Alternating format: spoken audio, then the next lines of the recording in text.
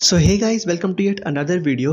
तो जब से थॉर लव एंड थंडर का अनाउंसमेंट हुआ है तब से ही हमें ये बात भी पता है कि इस मूवी में हमें न्यू थॉर देखने को मिलने वाली है, जेन फॉस्टर।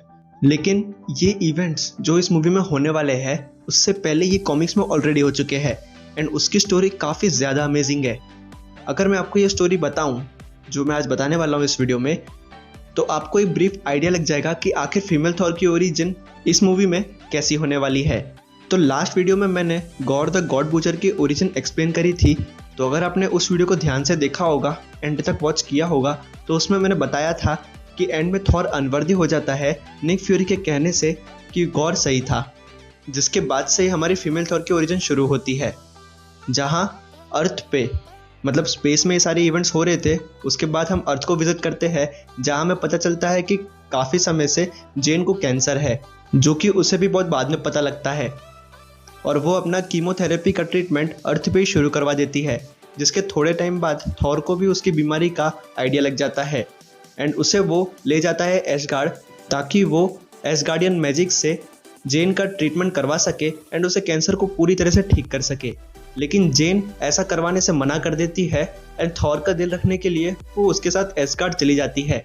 एक दिन सोते वक्त अचानक से जेन को म्यूनियर की आवाज़ सुनाई देती है। वो किसी को भी बिना बताए हेमडाल के पास बाइफ्रोस्ट की मदद से हैमर के पास पहुंच जाती है एंड वहां वो हैमर को उठा लेती है, जिसके बाद वो तुरंत ही थॉर में ट्रांसफॉर्म हो जाती है। अब हैमर ने जेन फॉस्टर को ही क्यों चुना, तो इसका बड़ा ही सिंपल रीज़न है कि क्योंकि अब जेन को कैंसर था तो उसे अपनी जान की फिक्र नहीं थी एंड जब उसने हैमर को उठाया तो वो जानती थी कि अब उसे ईविल से फाइट करनी पड़ेगी एंड दूसरे लोगों को प्रोटेक्ट करना पड़ेगा। अब उसका ये डेडिकेशन कि वो अपनी लाइफ की फिक्र ना करते हुए दूसरों की लाइफ के लिए अपनी जान भी दे सकती है, ये देखकर म्यूनियर ने उसे अपना नेक्स्ट सक्सेसर मान लिया।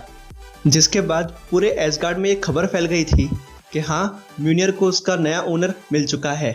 लेकिन ओडिन को इस बात का डर था कि कहीं ये कोई इविल फोर्स ना निकले, तो इसलिए उन्होंने डिस्ट्रॉयर को उससे फाइट करने भेजा। लेकिन जेन आसानी से डिस्ट्रॉयर को हरा देती है और साथ ही साथ वहाँ पर ओडिन सन थॉर अपने कुछ साथियों के साथ न्यू थॉर की मदद करने आ जाता है। लेकिन इस टाइम तक थॉर को भी नहीं पता था कि जेन फॉस्टर ही न्यू थॉर है। जिसके बाद जेन काफ़ी सारे मिशंस पे जाती है, डिफरेंट बैटल्स करती है, तो इसी तरह जेन बार बार में थॉर में बदलती रहती है।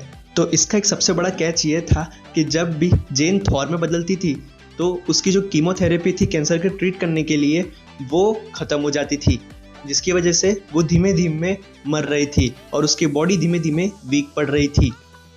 लेकिन फिर भी उसने अपनी जान की फिक्र ना करते हुए विलन से फाइट करी, ईविल से फाइट करी एंड इसीलिए वो म्यूनियर यानी हैमर को थॉर से भी अच्छी तरीके से बिल्ड कर पाती थी।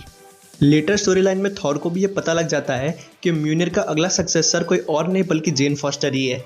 और जब थॉर को ये पता लगता है तो वो जेन को मना भी करता है हैमर को यूज़ करने से, लेकिन जेन उसकी बात नहीं सुनती। ऐसे ही कुछ समय तक फाइट करने के बाद जेन थोड़ी कमज़ोर हो जाती है एंड अब उसने अगर हैमर को विल्ड किया और थॉर बनी तो इस बार उसका बचना ऑलमोस्ट नामुमकिन था। लेकिन इस बार 9 रियल्म्स पे खतरा बहुत ही ज़्यादा बड़ा था, मैन वॉक का खतरा। जिसके बाद जेन आखिरी बार थॉर में ट्रांसफॉर्म होती है एंड वो म्यूनियर से मैन वॉक को बांध के सन में फेंक देती है एंड जैसे ही मैन वॉक एंड म्यूनियर सन में जाते हैं तो मैन वॉक ख़त्म हो जाता है, उसके साथ साथ म्यूनियर भी पूरी तरह से डिस्ट्रॉय हो जाता है और जैसे ही होता है वैसे ही जेन फॉस्टर अपने असली रूप में वापस आ जाती है, जिसके बाद उसकी डेथ हो जाती है। तो ये थी गाइस फीमेल थॉर की comic book origin. Hope so आपने एंजॉय करी होगी।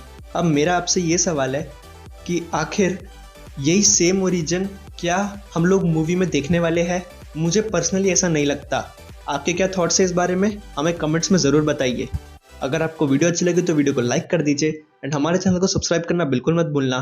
तो मैं मिलता हूँ आपसे फिर किसी नए वीडियो में एक नए टॉपिक के साथ। Till then bye.